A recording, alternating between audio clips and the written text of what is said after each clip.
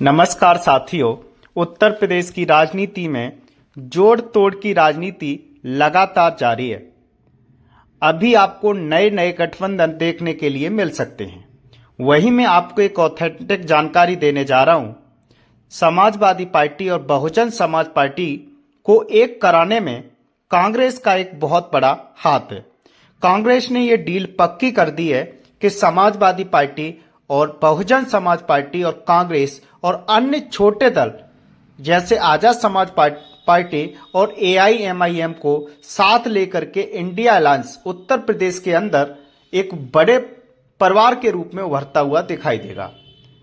जिस तरह आपने देखा उत्तर प्रदेश की राजनीति में बीजेपी ने इंडिया अलायंस के एक हिस्से को यानी कि जयंत चौधरी को आरएलडी को तोड़ करके अपने एनडीए पाले में शामिल किया है, तब से एक नई रणनीति पर काम कर रही है Samajwadi party. Samajwadi party Bahujan Samaj party के साथ और कांग्रेस और अन्य छोटे दलों को साथ लेकर के उत्तर प्रदेश की 80 सीटों पर एक बेहतर तैयारियां शुरू कर दी हैं।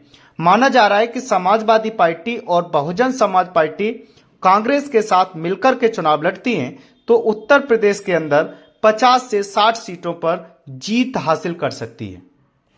जिस तरीके के परिणाम आ सकते हैं वो सभी को चौंका सकते हैं। इसलिए भी कहा जा रहा है कि 2019 का जो चुनाव हुआ उसमें सपा और बसपा का गठबंधन भी था, लेकिन उस समय उतने अच्छे परिणाम नहीं आ पाए जितना ये सोच करके गठबंधन किया गया था। लेकिन उस समय कांग्रेस इस गठबंधन का हिस्सा नहीं थी। लेकिन इस बार कांग्रेस समेत अन्य छोटे दल भी इंडिया अलायंस का हिस्सा होंगे। इसी को मानते हुए लोगों का मानना है कि यदि ये गठबंधन उत्तर प्रदेश के अंदर बनकर के तैयार होता है तो बीजेपी के लिए एक बड़ी मुसीबत खड़ी हो सकती है।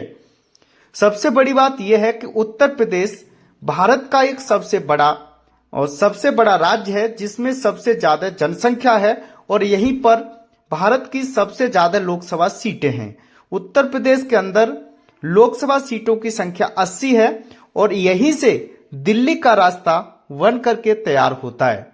जो उत्तर प्रदेश की राजनीति जीत लेता है, उत्तर प्रदेश को जीत लेता है, वो दिल्ली की कुर्सी हासिल कर लेता है। ऐसा माना जाता है कि उत्तर प्रदेश से होकर के ही दिल्ली का रास्ता गुजरता है। मान लीजिए उत्तर प्रदेश की राजनीति में समाजवादी पार्टी और बहुजन समाज पार्टी कांग्रेस के साथ मिलकर के चुनाव लड़ती हैं तो यहां पर एक बड़ा मुकाबला आपको देखने के लिए मिल सकता है।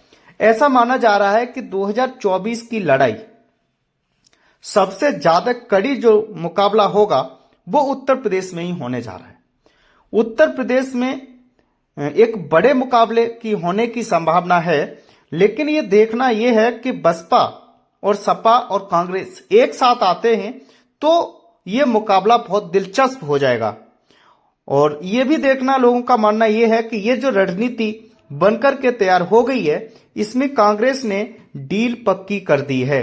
समाजवादी पार्टी और बसपा को मिलाने में जो सबसे बड़ा हाथ है वो माना जा रहा है कि वो राहुल गांधी का है और राहुल गांधी जी ने उन दोनों पार्टियों को एक साथ ला करके इंडिया अलायंस को मजबूती से उत्तर प्रदेश में खड़ा कर दिया है।